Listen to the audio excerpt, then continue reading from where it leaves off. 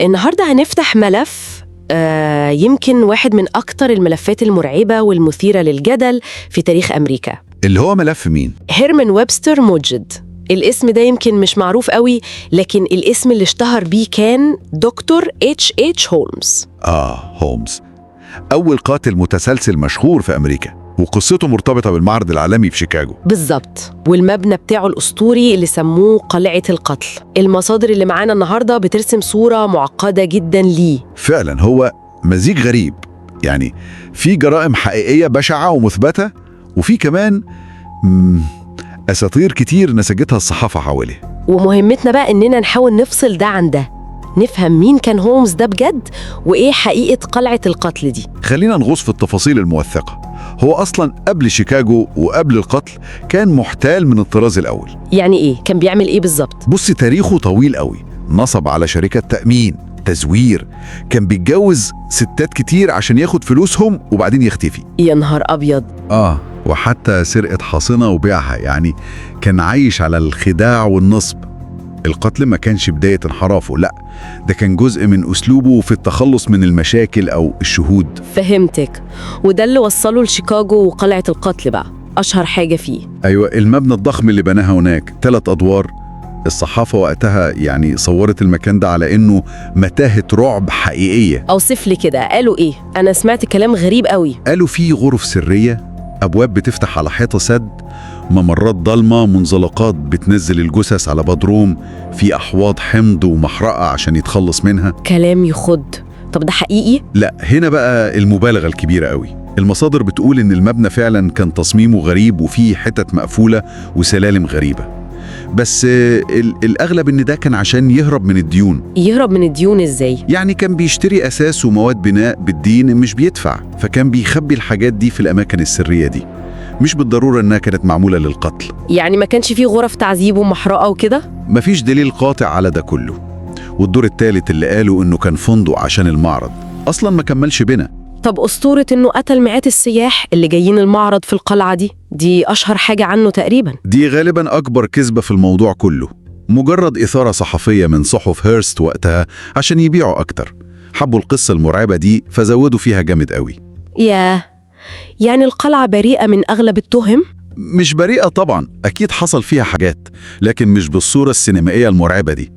جرائمه الحقيقية كانت بره القلعة أكتر. زي جريمة مين؟ إيه الجريمة الأكيدة اللي وقعته؟ الجريمة اللي كشفت كل حاجة كانت قتل شريكه في النصب، بنيامين بيتيزل. بيتيزل ده إيه اللي حصل بينهم؟ هم اتفقوا على عملية نصب جديدة، إنهم يزوروا موت بيتيزل عشان مراته تاخد فلوس بوليس التأمين ب10,000 دولار. طب والخطة كانت إيه؟ الخطة إن هولمز يجيب جثة مجهولة، يشوهها ويقدمها على إنها بيتيزل اللي مات في حادثة انفجار مثلا. وبعدين؟ ما نفذوش الخطة، لا، هولمز قرر يختصر الطريق. بدل ما يدور على جثة، هو قتل بيتزل نفسه.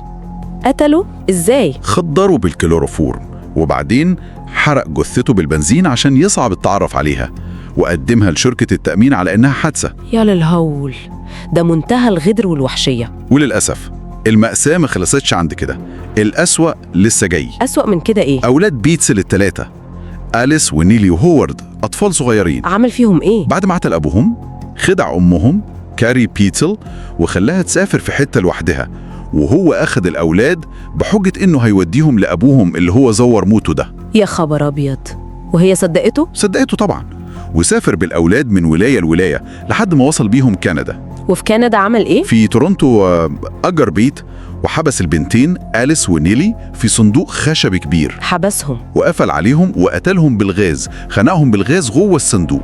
مش ممكن. وبعدين؟ والولد الصغير هوارد خده بعدها وراح بيه إنديانا بوليس، وهناك في بيت تاني استأجره قتله هو كمان. قتله زي هوارد، قطع جثته وحرق أجزاء منها في موقد البيت عشان يتخلص منها. تفاصيل مرعبة لأقصى درجة. أنا مش قادرة أستوعب كمية الشر دي.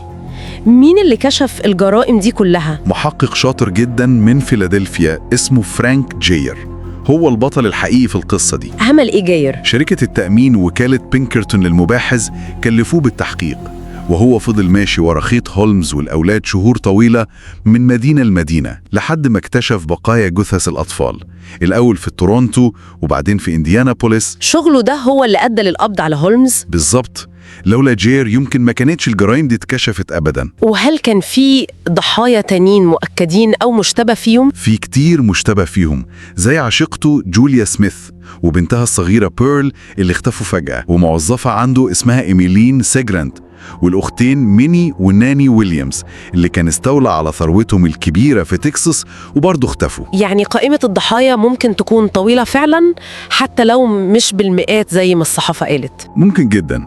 المهم انه اتقبض عليه في بوسطن سنة 1894 واتحكم في فيلادلفيا، بس على قضية قتل بنتيزل تحديدا.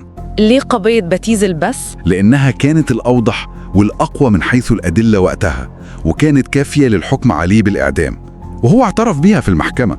وسمعت إنه قبل الإعدام باع قصته للصحافة؟ تمام، عمل صفقة مع صحف هيرست بمبلغ كبير وقتها، حوالي $7,500، وكتب اعترافات مثيرة اعترف فيها ب 27 جريمة قتل و6 محاولات قتل. 27 جريمة. هل الاعترافات دي كانت دقيقة؟ لا خالص، كانت مليانة أكاذيب وتناقضات، حتى أنه اعترف بقتل ناس طلعوا لسه عايشين أصلا. كان بيستغل الإعلام وبيتلعب بيه لحد آخر نفس. غريب قوي. وحتى طريقة دفنه كانت غريبة، مش كده؟ جدا. طلب أنه يدفن في تابوت مليان خرسانة مسلحة، كان مرعوب أن حد ينبش قبره ويسرق جثته أو يشوهها. ونهايته؟ الإعدام تم إزاي؟ تم إعدامه شنقا سنة 1896، بس عملية الشنق نفسها حصل فيها مشكلة، رقبته ما اتكسرتش زي ما المفروض يحصل. أمال مات إزاي؟ قدر يموت بالخنق ببطء شديد أكتر من 15 دقيقة قدام كل الشهود اللي حاضرين. نهاية بشعة زي حياته. قصة H.H. هولمز دي فعلا بتفضل معانا، مزيج من الرعب الحقيقي والأساطير اللي كبرتها الصحافة والخوف. بالظبط، هو كان مجرم خطير ومحتال متلاعب ومفيش شك في ده. جرائمه ضد عائلة بيتسل لوحدها كافية تخليه واحد من أبشع المجرمين في التاريخ. بس في نفس الوقت ما ينفعش ننسى دور الإعلام في تضخيم القصة. أبداً. أسطورة قلعة القتل دي درس مهم في إزاي الخوف الجماعي والصحافة الصفراء ممكن يصنعوا وحش أكبر بكتير من الحقيقة. وده بيخلينا نفكر لحد فين ممكن الحقائق التاريخية تتشوه، والأهم ليه قصص زي دي بالخلطة دي من الحقيقة والخيال والرعب بتفضل تأسر خيالنا وتشدنا بالشكل ده حتى بعد أكتر من 100 سنة. إيه سر الجاذبية دي للجانب المظلم؟